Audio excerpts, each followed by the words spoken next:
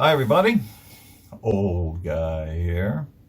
Well, last week it was summer. Today we're supposed to get a blizzard.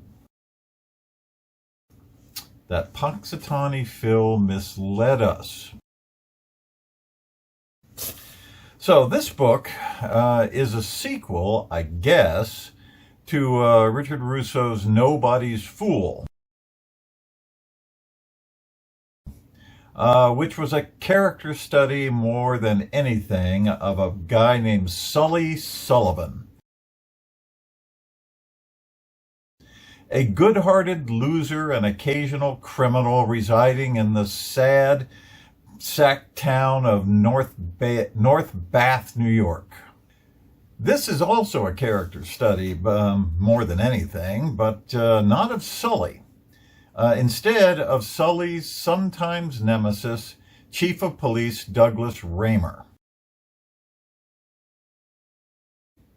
So in the space of the 48 hours that we're given in order to see what makes Raymer tick, there is an escaped cobra, a butterfly tattoo in a rather unusual place, a couple of deaths, a collapsed building, lightning strikes all over the place, and grave desecration.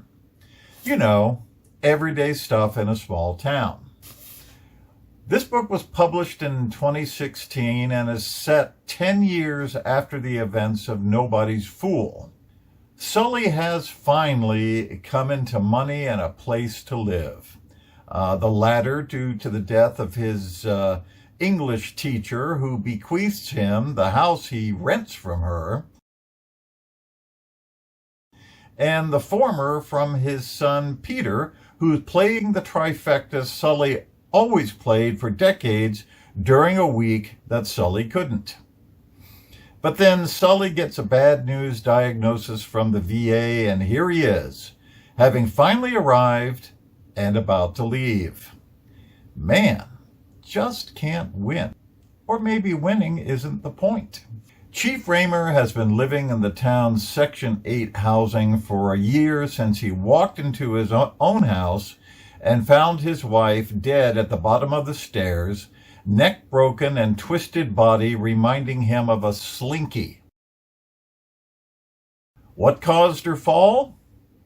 Well, the bags packed at the top of the stairs with a note asking him to forgive us, which meant she was about to run off with someone. While detailing her car before selling it, Raymer learns there's a garage door opener hidden in the seats, and so he keeps it, intent on driving through town and clicking till something responds. Now, I think Russo got that idea from an episode of Freaks and Geeks, but it's a good one, until Raymer falls into an open grave and loses the opener. This was after Raymer found a bouquet of flowers on his wife's grave with the note, "Always." He didn't send it. And the only way he's going to find out who did is retrieve the opener, now safely buried under 6 feet of dirt, covering the grave of the just deceased Judge Flatt, who treated Raymer like an idiot. Which he is not. He is a much better policeman than he knows, something his office manager, Charisse, the only black woman on the police force, much less in town, knows also and tries to get Raymer to see.